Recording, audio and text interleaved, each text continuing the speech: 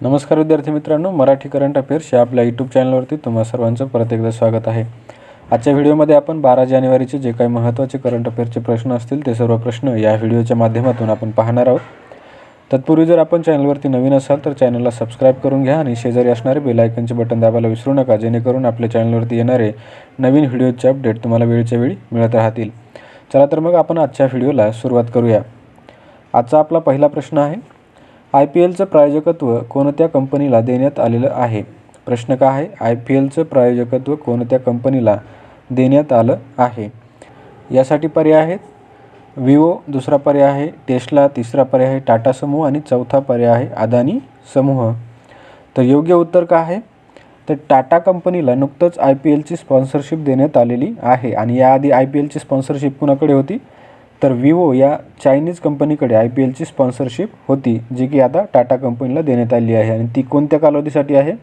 तर 2022 आणि 2023 या 2 वर्षासाठी टाटा कंपनीला टायटल पार्टनर बनवण्यात आले आहे किंवा स्पॉन्सरशिप देण्यात आलेली आहे। म्हणून प्रश्नाचं योग्य उत्तर काय आहे? तर टाटा समूह। IPLचे प्रायोजकत्व टाटा समूहाला देण्यात आलेलं आहे, पर्याय क्रमांक 3। पुढचा प्रश्न घेऊया। 10 जानेवारी हा दिवस कोणता दिवस म्हणून साजरा करतात? प्रश्न काय आहे? 10 जानेवारी हा दिवस कोणता दिवस म्हणून साजरा करतात? तर या प्रश्नासाठी पर्याय बघूया। पहिला पर्याय आहे जागतिक हिंदी दिवस, दुसरा पर्याय आहे राष्ट्रीय युवक दिवस, तिसरा पर्याय आहे राष्ट्रीय पत्रकारिता दिवस आणि चौथा पर्याय आहे प्रवासी भारतीय दिवस। तर योग्य उत्तर काय आहे? तर 10 जानेवारीला जागतिक हिंदी दिवस साजरा केला जातो आणि हा हिंदी दिवस कधीपासून साजरा केला जातो? तर 10 जानेवारी 1975ला आपल्या महाराष्ट्रातील नागपूर या ठिकाणी पहिली जागतिक हिंदी परिषद भरली होती आणि त्या हिंदी परिषदेच्या वर्धापन दिनानिमित्त हा विश्व हिंदी दिवस काय केला जातो? साजरा केला जातो। आणि या परिषदेचं उद्घाटन कोणी केलं होतं? तर तेव्हाच्या पंतप्रधान इंदिरा गांधी यांनी या जागतिक हिंदी परिषदेचं काय केलं होतं? उद्घाटन केलं होतं, जी की पहिली जागतिक हिंदी परिषद होती आणि ती कधी भरली होती? 1975ला 10 जानेवारीला। हे आपण लक्षात ठेवायचे। म्हणून योग्य उत्तर काय आहे आपल्या या प्रश्नाचं? 10 जानेवारी हा जागतिक हिंदी दिवस असतो। त्यानंतर बाकीचे पर्याय आपण पाहूया। तर राष्ट्रीय युवक दिवस हा 12 जानेवारीला असतो, जो की स्वामी विवेकानंदांची जयंती असते। राष्ट्रीय पत्रकारिता दिवस हा 6 जानेवारीला असतो। त्यानंतर प्रवासी भारतीय दिवस हा 9 जानेवारीला असतो। हे पण आपण लक्षात ठेवायचं आहे। पुढचा प्रश्न घेऊया। ज्येष्ठ अभिनेत्री रेखा कामत यांचं निधन झालं आहे, त्यांचा पहिला चित्रपट कोणता? प्रश्न काय आहे? तर ज्येष्ठ अभिनेत्री रेखा कामत यांचं निधन झालेलं आहे आणि त्यांचा पहिला चित्रपट आपल्याला विचारलेला आहे। तर यासाठी पर्याय आहेत। पहिला पर्याय आहे जगाच्या पाठीवर, दुसरा पर्याय आहे मी तुळस तुझ्या अंगणी, तिसरा पर्याय आहे कुबेराचं धन आणि चौथा पर्याय आहे लाखाची गोष्ट। त्याआधी आपण रेखा कामत यांचा फोटो पाहूया। ह्या होत्या रेखा कामत आणि आता आपण या प्रश्नाच्या उत्तराकडे जाऊया।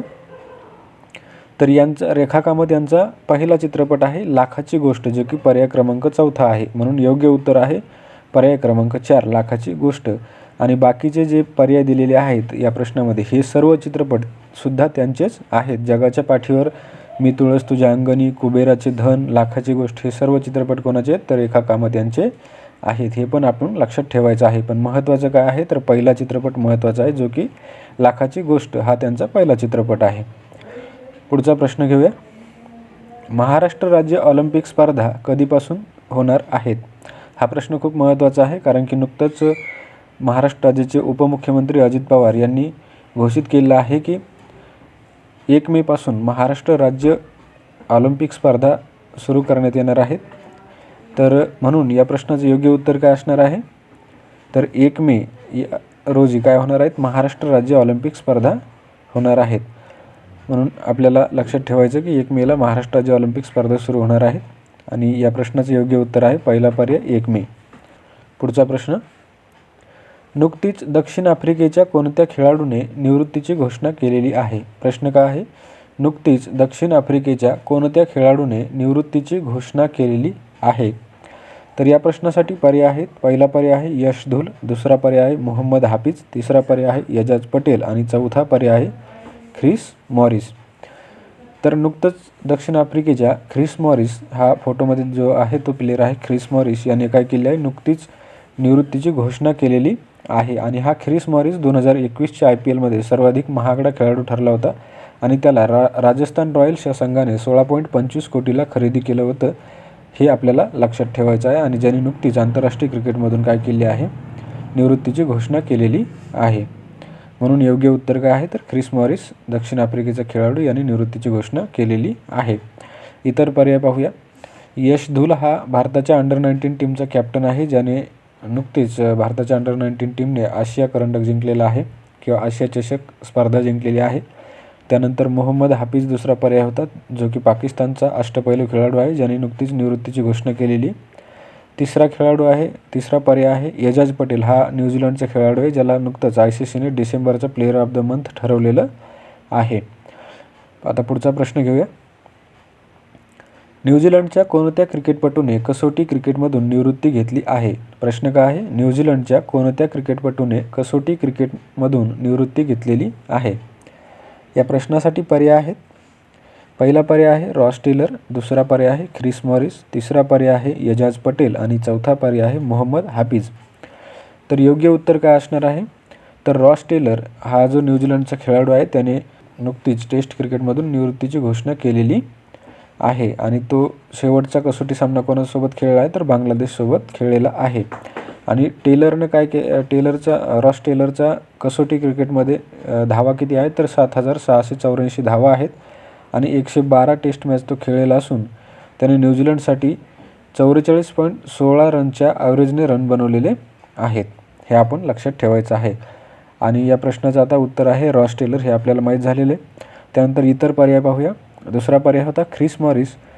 तर ख्रिस मॉरिसबद्दल नुकतंच आपण पाहिलं आहे, तो 2021च्या IPLचा सर्वात महागडा खेळाडू होता आणि त्यानं आता नुकतीच आंतरराष्ट्रीय क्रिकेटमधून निवृत्तीची घोषणा केलेली आहे. तिसरा पर्याय होता एजाज पटेल, जो की नुकताच ICCचा डिसेंबरचा प्लेयर ऑफ द मंथ ठरलेला आहे. त्यानंतर चौथा पर्याय आहे मोहम्मद हाफिज, जो की पाकिस्तानचा अष्टपैलू खेळाडू होता आणि ज्याने नुकतीच निवृत्तीची घोषणा केलेली आहे. पुढचा प्रश्न घेऊया. कोणत्या कंपनीने तिचा 35.8% हिस्सा सरकारला विकण्याचा प्रस्ताव मंजूर केलेला आहे? प्रश्न काय आहे, कोणत्या कंपनीने तिचा 35.8% हिस्सा सरकारला विकण्याचा प्रस्ताव मंजूर केला आहे? तर या प्रश्नाचं योग्य उत्तर आपल्याला पाहायचं आहे.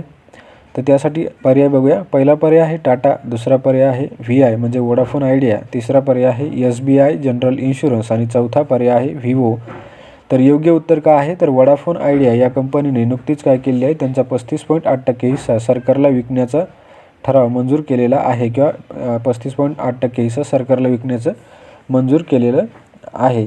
आणि हे का विकत आहेत, तर कारण की त्यांच्याकडे सरकारचे व्याज जे आहे ते त्यांना म्हणजे 16,000 करोडचं त्यांच्याकडे व्याज आहे सरकारचं, जे की ते देऊ शकत नाहीत. त्यामुळे त्यांनी त्यांचा 35.8% हिस्सा विकण्याचं काय केलेलं आहे, ठरवलेलं आहे. दिलेले पर्यायांच्याबद्दल जाणून घेऊया. त्यामध्ये टाटा हा आपला पहिला पर्याय आहे.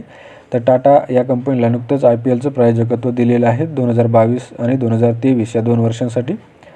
त्यानंतर SBI जनरल इन्शुरन्स हा पर्याय आहे. या SBI जनरल इन्शुरन्सने बहाने छोडो टॅक्स बचाव अभियान सुरू केलेलं आहे. आणि चौथा पर्याय होता विवो.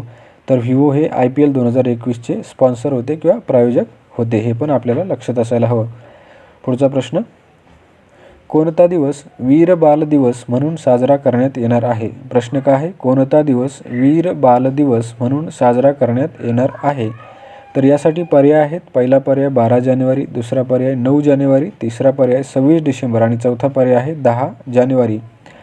तर या प्रश्नाचं योग्य उत्तर आहे 26 डिसेंबरला वीर बाल दिवस साजरा करण्यात येणार आहे, असं पंतप्रधानांनी घोषित केलेलं आहे. आणि हे का घोषित केलेलं आहे, तर 26 डिसेंबरला गुरु गोविंद सिंग यांचे 2 मुलं जे की जोरावर सिंग आणि फतेह सिंग किंवा त्यांच्या शौर्याला सलाम म्हणून वीर बाल दिवस काय केला जाणार आहे, साजरा केला जाणार आहे.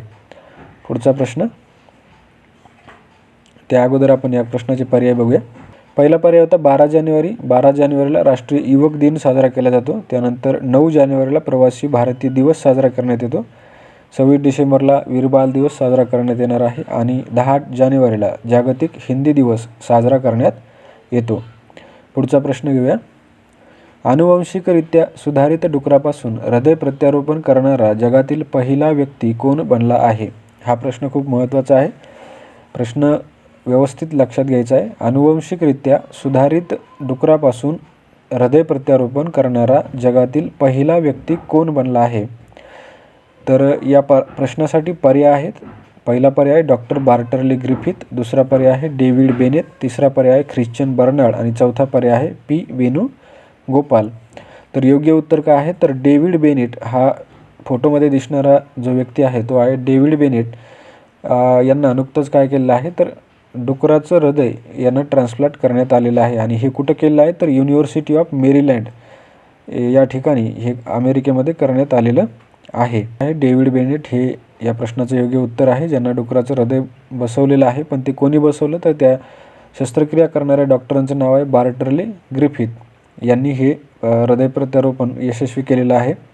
आणि तिसरा पर्याय होता ख्रिश्चन बर्नार्ड. तर ख्रिश्चन बर्नार्ड यांनी पहिली हृदय प्रत्यारोपण शस्त्रक्रिया केलेली आहे. आणि डॉक्टर बार्टरले ग्रिफिथ यांनी पहिलं डुकराचं हृदय मानवाला बसवलेलं आहे. पहिलं हृदय प्रत्यारोपण शस्त्रक्रिया डॉक्टर ख्रिश्चन बर्नार्ड आणि पहिलं डुकराचं हृदय मानवाला बसवण्याची शस्त्रक्रिया कोणी केली? तर डॉक्टर बार्टरले ग्रिफिथ. आणि कोणाला बसवलं? तर डेव्हिड बेनेट ह्या व्यक्तीला हे डुकराचं हृदय बसवण्यात आलेलं आहे. आणि भारतामध्ये पहिलं हृदय प्रत्यारोपण कोणी केलं होतं? तर डॉक्टर पी वेणुगोपाल यांनी केलेलं होतं. हे आपण लक्षात ठेवायचं, जे की आपण चौथ्या पर्यायामध्ये दिलेलं आहे. पुढचा प्रश्न घेऊया. कोणती संस्था भारताच्या वारसा स्थळांची माहिती हिंदी भाषेमध्ये त्यांच्या संकेतस्थळावर प्रसिद्ध करणार आहे? प्रश्न काय आहे? कोणती संस्था भारताच्या वारसा स्थळांची माहिती हिंदी भाषेत त्यांच्या संकेतस्थळावर प्रसिद्ध करणार आहे? तर यासाठी पर्याय आहेत. पहिला पर्याय आहे युनेस्को, दुसरा पर्याय आहे जागतिक आरोग्य संघटना, तिसरा पर्याय आहे जागतिक व्यापार संघटना आणि चौथा पर्याय आहे जागतिक बँक. तर या प्रश्नाचं योग्य उत्तर आहे युनेस्को. युनेस्को ही संघटना काय करणार आहे? त्यांच्या संकेतस्थळावरती भारताच्या वारसा स्थळांची माहिती हिंदीमध्ये प्रकाशित करणार आहे. आणि हे कधी करणार? हे हिंदीमध्ये प्रकाशित करण्याचं कधी घोषित केलं त्यांनी? तर जागतिक हिंदी दिनानिमित्त ही घोषणा युनेस्कोने केलेली आहे. पुढचा प्रश्न. हेनले पासपोर्ट इंडेक्स 2022नुसार 83व्या क्रमांकावर कोणता देश आहे? प्रश्न काय? हेनले पासपोर्ट इंडेक्स 2022नुसार 83व्या क्रमांकावर कोणता देश आहे? तर या प्रश्नासाठी पर्याय आहेत. पहिला पर्याय आहे भारत, दुसरा पर्याय साओ टॉम प्रिन्सिप, तिसरा पर्याय आहे अफगाणिस्तान आणि चौथा पर्याय ए आणि बी करेक्ट. तर योग्य उत्तर काय आहे?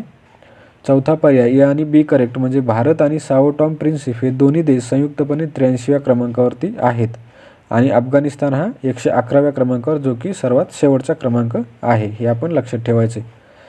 याचबरोबर आजचे आपले प्रश्न संपलेले आहेत. व्हिडिओ आवडला असेल तर व्हिडिओला लाईक करा, शेअर करा आणि नवीन असाल तर सबस्क्राईब करून घ्या. आणि सोबतच बेल आयकॉनचे बटन दाबायला विसरू नका, जेणेकरून येणारे नवनवीन व्हिडिओचे अपडेट तुम्हाला वेळच्या वेळी मिळत राहतील. चला तर मग भेटूया पुढील व्हिडिओमध्ये. तोपर्यंत धन्यवाद.